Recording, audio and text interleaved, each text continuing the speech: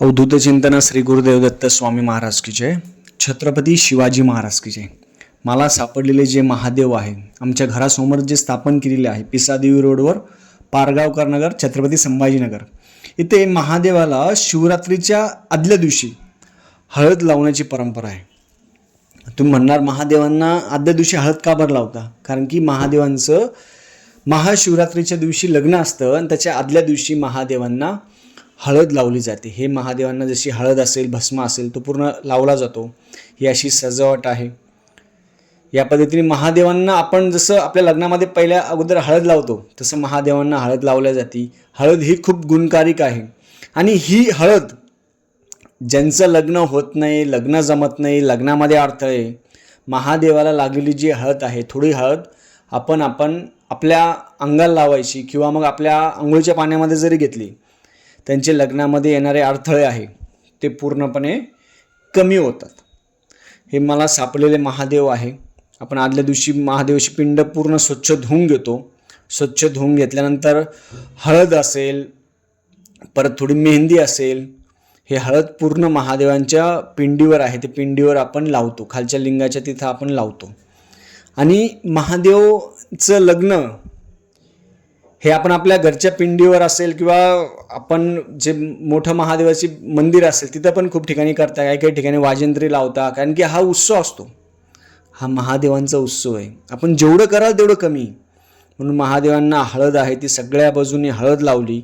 आपण आपला मुलगा असेल किंवा कोणाला असेल कशी आपण हळद लावतो तसं महादेवांना हळद ती लावण्यात आली होती.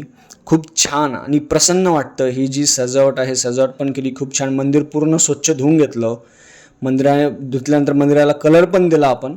आणि महादेवांना जी हळद आहे ती हळद आपण लावलेली आहे. आणि एक कथानुसार पण आहे, जेव्हा माता पार्वती असेल, माता पार्वतींनी भगवान शंकर भेटण्यासाठी म्हणजे त्यांना भगवान विष्णू त्यांना सांगितलं की तुम्ही भगवान विष्णूंशी लग्न करा. भगवान विष्णूंकडे सगळं आहे, ऐश्वर्य आहे, सगळ्या गोष्टी. मग तुम्ही वैराग्यधारी महादेवांचीच का बरं निवड करताय? तुम्हाला महादेवच का बरं पाहिजे? कारण की महादेव हे खूप शांत आहे आणि सगळ्या देवतांमध्ये पटकन प्रसन्न होणारे देव आहे. सगळ्या देवतांमध्ये महादेव आहे ते सगळ्या देवतांमध्ये पटकन प्रसन्न होता. आपण जर मनापासून सेवा केली, रोज त्यांना पाणी टाकलं तर ते मनापासून प्रसन्न होता. मग तसं पार्वती मातांनी काय केलं, मग महादेवांना प्रसन्न करण्यासाठी त्यांनी कुंकू असेल, हळद असेल, शिवलिंगार्चन विधी असेल. कारण की महादेवांना प्रसन्न करण्यासाठी भक्ती हीच महत्त्वाची. दुसरं काही आवश्यकता नाही.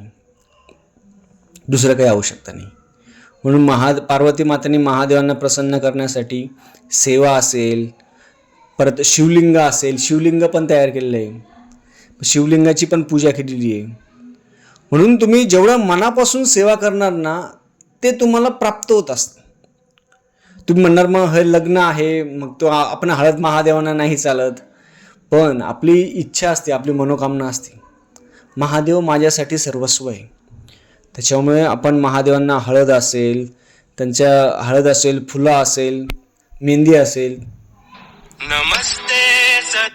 हे आपण महादेवांना लावतो. अशा पद्धतीने छानपैकी महादेवांना लावल्यानंतर महादेवांची आरती केली. आणि उद्या महाशिवरात्री आहे. उद्या दिवसभर महादेवांना रुद्राभिषेक असेल ते आपण करणार आहोत.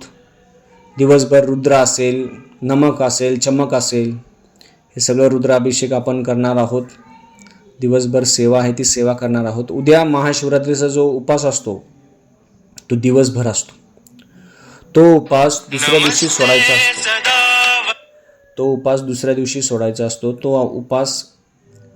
दिवशी सोडायचा. त्या दिवशी उपास करायचा. कधी लक्षात ठेवा.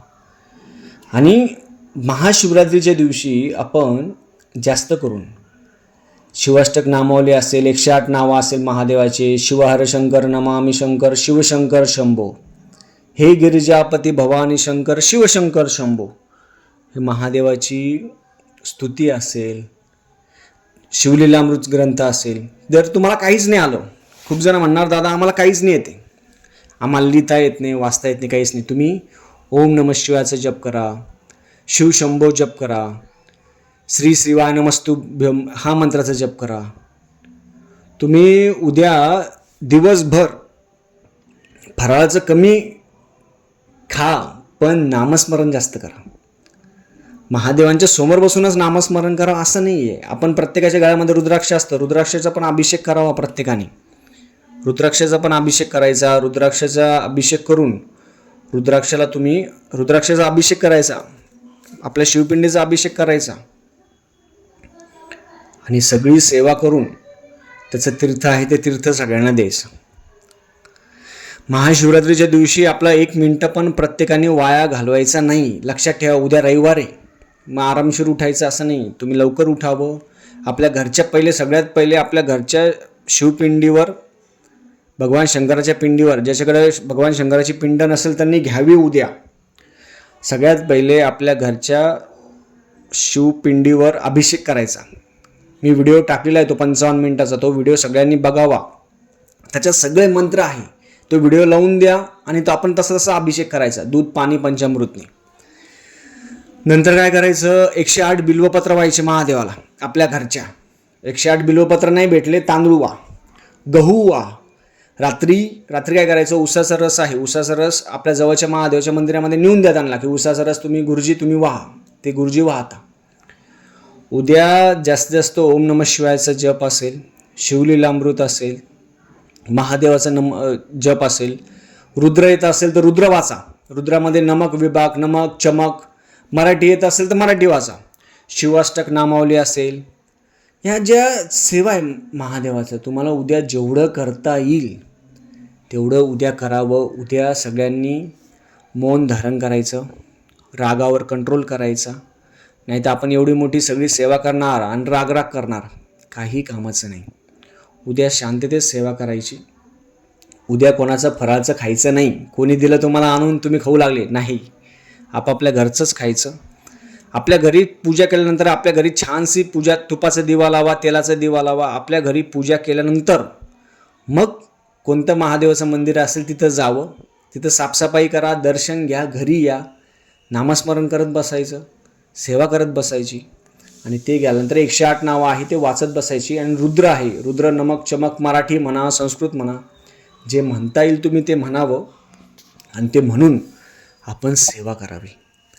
सेवा उद्या दिवसभरात जो व्यक्ती करेल, आता उद्या दिवसभर झालं, रात्री काय करायचं, उसाचा रस असेल तो उसाचा रस रात्री 8 वाजता 9 वाजता आणून ठेवा फ्रीजमध्ये. तो काळा पडतो. तो आणल्यानंतर काय करायचं, तो रात्री 9 वाजता आपल्या जवळच्या महादेवाच्या मंदिरामध्ये तो उसाचा रस नेऊन द्यायचा किंवा आपल्या हाताने महादेवांना व्हायचं. उद्या शिवरात्र म्हणजे काय, जो रात्री जागतो तो. मग उद्या रात्री काय करायचं, प्रत्येकाने उद्या रात्री जागायचा प्रयत्न करा. 9, 10, 11 वाजेपर्यंत तरी जागरण करायचं. भगवान शंकराचे नामावली घ्या, भगवान शंकराचा आरती घ्या, 108 नामावली घ्या. उद्या 11पर्यंत तरी सगळ्यांनी जागावं.